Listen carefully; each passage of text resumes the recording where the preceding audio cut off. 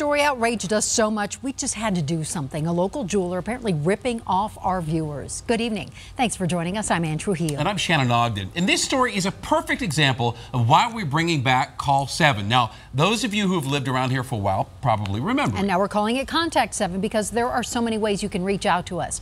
With Contact 7, we can help solve problems you're having, however big or small, with government agencies, businesses, even bullies. And we launched Contact 7 tonight with investigative reporter Jace Larson, who went into action after our viewers told us they were ripped off by that local jeweler. I wore it with pride for years. Agnes Baker has seen more Rolexes than most of us. I used to sell them in the Virgin Islands in St. Thomas. As she sold to the rich for years, she was secretly saving for a real one for herself. In 1973, she paid, get this, $496. One of the nicest things I've done for myself. After wearing it to parties and events for 40 years, something happened last year. The stem came off a little bit. That is when she met the owner of this jewelry shop on 120th in Thornton. David Kushner promised to fix her watch and said he could make any jewelry that she wanted. She asked David to make her a pair of earrings, just like these cheap ones that she bought as an example. And all seemed well until she went to pick up her jewelry. I'm looking at my watch and I'm noticing, this isn't my watch. Something is wrong with it. And it wasn't working. Oh, I know. It should be gold, and I saw this white in there. Another jeweler broke the bad news. The working parts inside her Rolex had been swapped. With cheap parts, yes. And the gold earrings that David made her? What he did is that he took these old pewter earrings and sprayed them and gave them back to me. Shortly after that, David closed up shop. A sign claimed he'd been robbed multiple times and he was closed permanently. It's heartbreaking because I feel ripped off.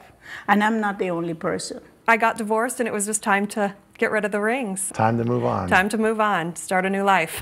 JC Mudd asked David to sell this on consignment. You know, for a while he was responsive on email. Sorry, I'm out of town right now dealing with a family emergency. JC kept waiting. She needed the money. We're talking a few $1,000s, enough that someone like me could really use that money. Roughly about $13,000. By now, you can guess the story. Rob Lee's is the same. David made promises he was going to the bank in about an hour. But his most creative excuse? He said his brother had gotten killed in a car accident in Maryland. Then Rob found a phone number for the brother. Answered the phone by his name, and my first instinct was, you're alive. Rob filed a lawsuit, and so did JC. Both of them won because David never showed up to court. But to garnish money from his bank account, the law says you have to first find him and serve him with court paperwork. And no one knew where he was. Hello? But that is where the power of Contact 7 enters this story. We printed off pictures of David from his Facebook page and then went to his last known address. No luck at first. Aha! Then we found another address for David. The only problem was it just told us 16th and Champa. Some quick Google searching told us that there are a whole lot of jewelers in that building. So we took our picture of David and just started asking people inside, and someone recognized him.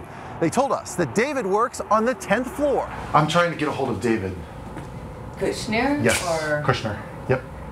Okay, then you'll have to leave and try to get him somewhere else. Well, we know he's here, ma'am. Is he trying to avoid talking to customers? David hid in the back room, so we waited outside. Hours went by. Hello? And then a phone call from one of our spies in a nearby business. David had slipped out a side door. He had outsmarted us. Or had he? You see, we get paid to help you solve your problems. So we came back one morning and waited as an unsuspecting David showed up for work. Tell us what's going on here. Did you take any of these customers' money? So these customers would like to know what's going on. We are not the type to let people off the hook that easily, so we got in the elevator with him. And our closeness apparently helped him talk a little. I was robbed 3 times in 2 years. Asked the Thornton Police Department. We did, and police have never been able to solve the cases. Did you have insurance to cover any of that stuff? The first 2 times, yes. And after that? Yeah, no, but there was no other issues, so. David didn't want to chat after that. Will customers get their money back? As he went off to work on more people's jewelry. So he's working at another jewelry shop in Denver. Oh my good Lord, have mercy. Now, David's customers know where he works, and most importantly, they know where to have sheriff's deputies serve him paperwork to garnish his wages and hopefully get some of their money. I still want to continue to pursue it so he knows there's people out there that he's hurt. Because I'd like to look him in the eye and ask him, why? Why would you do this to me? Well, we do have some good news. Once we told JC where David Kushner was working, she was able to get deputies to go and serve him. So there's now a hearing scheduled to talk about garnishing Kushner's wages. And Rob, who you also saw there in the story, is planning to have deputies serve Kushner in his case next week. So